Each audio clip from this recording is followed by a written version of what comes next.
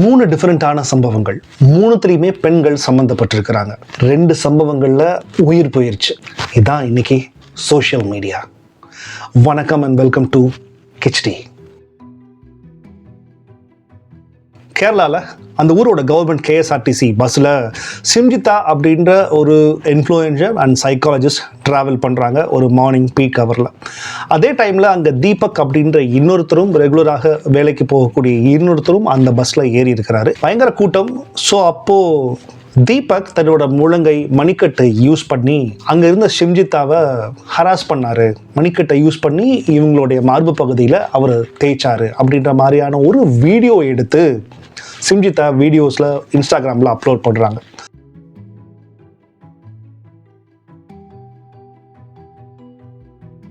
சிம்ஜிதா already ஒரு இன்ஃப்ளூயன்சர்னால அந்த video பயங்கரமாக வைரல் ஆகுது. பாருங்க எப்படி ஹராஸ் பண்ணுறாங்க பப்ளிக் பிளேஸில் அப்படின்றதான் முதல் கட்ட ரியாக்ஷன் சோஷியல் மீடியா மூலமாக இந்த சொசைட்டி. பட் இந்த சம்பவம் நடந்த ஒரு 2வது நாளில் தீபக் இந்த கம்ப்ளீட்டான அப்யூஸ் நடந்ததுனால சோஷியல் மீடியாவில் இவ்வளோ பேர் அவர் அப்யூஸ் பண்ணதுனால பாருங்கள் எப்படி ஆட்கள்லாம் இருக்கிறாங்க, எப்படி ஆண்கள் இருக்கிறாங்க அப்படின்னு அப்யூஸ் பண்ணதுனால தீபக் இப்போ சூசைட் பண்ணி இறந்து போயிட்டார். முதல் ஒரு நாள் 2 நாள் வரைக்கும் முழுக்க சப்போர்ட்டில் இருந்த நம்ம சிம்ஜிதாவோட அந்த விஷயம் அப்படியே மாற ஆரம்பிக்குது. அவங்கள அதுக்கு பிறகு அப்யூஸ் பண்ண ஆரம்பித்தாங்க இந்த சோஷியல் மீடியா அண்ட் இந்த சொசைட்டி.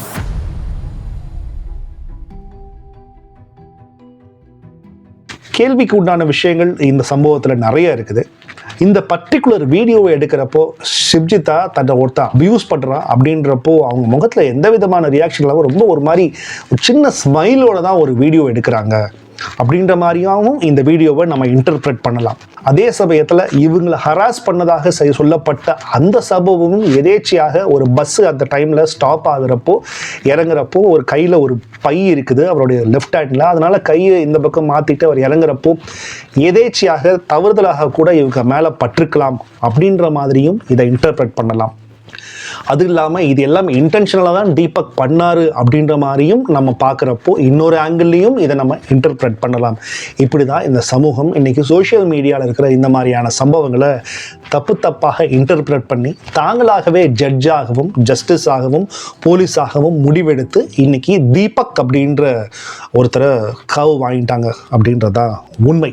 இப்போ அதுக்கு பிறகு தீபக்கோட குடும்பத்தில் சிம்ஜிதா மேலே ஒரு கம்ப்ளைண்ட் பண்ணாங்க. கம்ப்ளைண்ட் பண்ண பிறகு நான் இந்த வீடியோவை ரெக்கார்ட் பண்ணுறதுக்கு முன்னாடி சிம்ஜிதாவை போலீஸ் அரெஸ்ட் பண்ணியிருக்கிறாங்க ஒரு தற்கொலைக்கு தூண்டும் விதமாக அப்படின்ற கேஸில். பட் இதுக்கு நடுவில் நடந்த சில சம்பவங்களையும் நம்ம மறந்துட்டோம், யாரும் பெருசாக சொல்லலை. சிம்ஜிதா இப்படி ஒரு வீடியோவை அப்லோட் பண்ண பிறகு நாள் அவங்களுக்கு சோஷியல் மீடியா சப்போர்ட்டாக இருந்துச்சு. ஒரு தீபக் செத்த பிறகு கம்ப்ளீட்டாக சிம்ஜிதா அப்யூஸ் பண்ண ஆரம்பிச்சிட்டாங்க. இந்த பொண்ணெல்லாம் இருக்கிறதே வேஸ்ட்டு, இந்த பொண்ணெல்லாம் செத்துடலாம், இப்படியாப்பட்ட ஒரு விஷயம் அப்படின்ற அளவுக்கு தான் அப்யூஸ் பண்ணாங்க.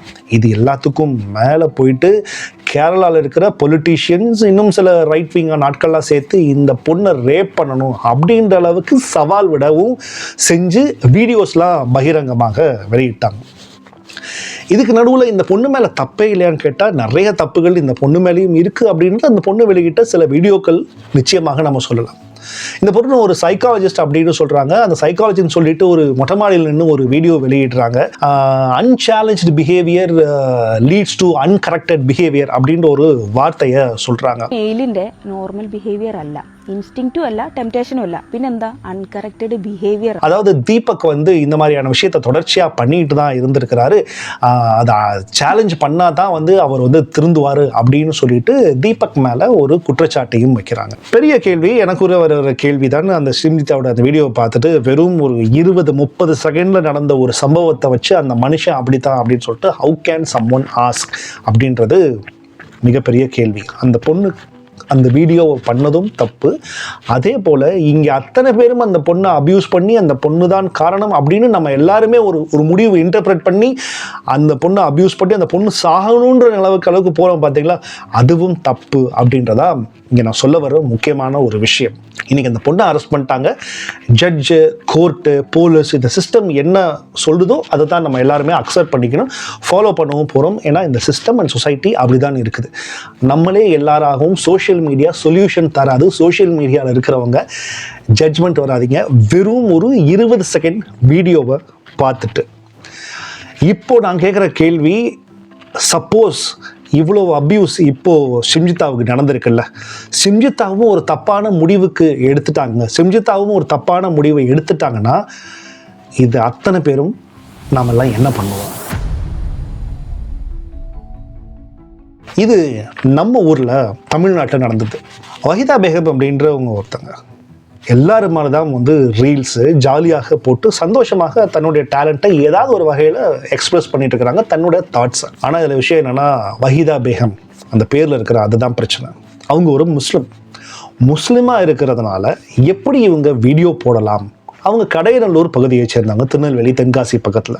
நான் கடையநல்லூர் பகுதியை சேர்ந்தவங்க இருக்கிறதுனால கடையநல்லூர் மானத்தையே இந்த பொண்ணு வாங்கிருச்சு, கடையநல்லூரில் பிறந்துட்டு இப்படியாப்பட்ட வீடியோலாம் போடுறியே அப்படின்னு ஏகப்பட்ட கமெண்ட்டில் இதே சொசைட்டி, அவங்க மதத்தை சார்ந்தவங்களே, முஸ்லீமை சேர்ந்தவங்க அத்தனை பேரும் சேர்ந்து அந்த கடையநல்லூரில் இருக்கிற நிறைய பேர் அப்யூஸ் பண்ணாங்க அந்த பொண்ணை. அந்த பொண்ணு அதுக்கப்புறம் மறுபடியும் ஒரு வீடியோ போட்டாங்க. கடையநல்லூரில் ஒருத்தன் கொலை பண்ணிட்டு சும்மா ஒருத்தன் ஜெயிலுக்கு போனவன் இருக்கான், 8 வயசு குழந்தை கறிக்கடைக்கு வந்த பொண்ணை ரேப் பண்ணவன் சும்மா தான் சுற்றிக்கிட்டு இருக்கிறான், பொண்டாட்டி இங்கே வச்சுட்டு பல பேரோட சுற்றிக்கிட்டு இருக்கிற பல பேர் இருக்கான் இப்படின்னு அந்த ஊரில் நடந்த லோக்கலில் நடந்த சம்பவத்தை எல்லாத்தையும் லிஸ்ட் பண்ணி இப்போ எல்லாம் போகாத கடையநல்லூரோட மானம் நான் போட்ட ஒரு சாதாரண வீடியோவில் தான் போகுது அப்படின்னா எனக்கு ஆச்சரியமாக தான் இருக்குது அப்படின்னு அந்த பொண்ணு ஒரு சரியான கேள்வியை கேட்டாங்க. I support Waheeda Begum in this விஷயம்.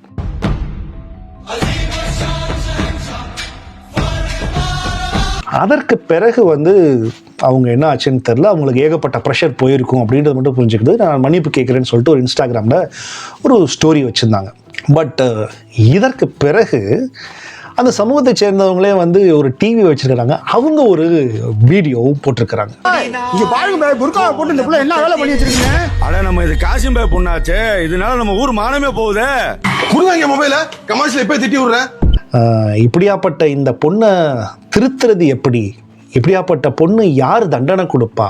இந்த பொண்ணுங்கள்லாம் யார் பேச்சை கேட்பா அப்படின்னு இவங்க எதில் சொல்கிறாங்க அப்படின்னா அதே ரீல்ஸில் தான் சொல்கிறாங்க. இங்கே எவ்வளோ பெரிய ஒரு முரணாக இருக்குது அப்படின்னு நீங்கள் யோசித்து பார்த்தீங்கன்னா, அந்த பொண்ணு ரீல்ஸ் பண்ணது ஹராம், ஆனால் நீங்கள் ஆண்கள் அங்கே ரீல்ஸ் பண்ணுறது பிரச்சனை இல்லை அப்படின்ற ஒரு விஷயத்தை இப்போ என்னால் புரிஞ்சுக்கவும் முடியல. என்லைட்டன் மீ, எனக்கும் அந்த விஷயத்தை கொஞ்சம் கிளாரிஃபை பண்ணுங்க. அந்த பொண்ணு ரொம்ப அப்யூசிவாக போர்னோகிராஃபி யூஸ் பண்ணி அந்த மாதிரியான எந்த விஷயமும் பண்ணாங்க, ரொம்ப அழகாக சிம்பிளாக அந்த பொண்ணு ஒரு வீடியோஸ் ஜாலியாக வீடியோஸ் தான் போட்டுட்டு இருக்காங்க. பட் இது எல்லாமே தப்பு அப்படின்னு சொல்லிட்டு எதுவும் நீ ஒரு முஸ்லீம் பொண்ணாக பிறந்ததுனால இதெல்லாம் பண்ணக்கூடாதுன்னு சொல்கிறது எவ்வளோ பெரிய ஒரு தப்பான விஷயம் இந்த 2026 இந்த டெமோக்ராட்டிக் கண்ட்ரியில் தான். Emotional damn it. ஆனால் சம்பவம் நம்பர் 2லயே அதை 2.5 வஹிதா பேகம் மறுபடியும் வந்து பல இன்ட்ரெஸ்டிங்கான வீடியோக்களை இப்போ வரைக்கும் போட்டுக்கிட்டு தான் இருக்கிறாங்க. கோ மை கேர்ள் அப்படின்னு தாராளமாக வஹிதா பேகம்க்கு சொல்லலாம். இது தமிழ்நாட்டில் நடந்துச்சு. நிறைய பேர் குண்டா இருக்கிறோம், குண்டா இருக்கிறதுனால இந்த சொசைட்டி குண்டா இருக்கிறவங்களையும் அப்யூஸ் பண்ணிக்கிட்டு தான் இருக்குது. நீ இப்படி குண்டா இருக்கியே, உன்னையெல்லாம் யாரு கல்யாணம் பண்ணிக்க போகிறா, நீ எப்படி வாழ்க்கையில் உருப்படுவ, நீ இப்படியே இருந்தினா எப்படி அப்படின்ட்டு தான் நம்ம நிறைய பேர் அப்யூஸ் பண்ணோம். அது ஆண்கள் பெண்கள் எல்லாத்தையுமே சேர்த்து தான்.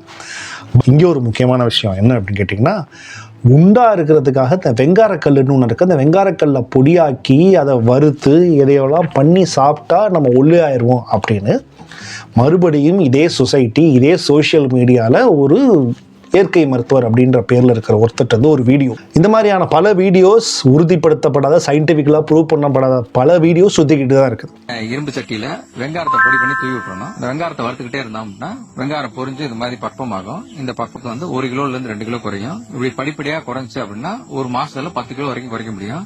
இந்த வீடியோவை பார்த்த மதுரையை சேர்ந்த பெண் ஒருத்தங்க அதே மாதிரியான அந்த இதை பொடி பண்ணி சாப்பிட்ட பிறகு அந்த பொண்ணு இறந்து போயிட்டாங்க.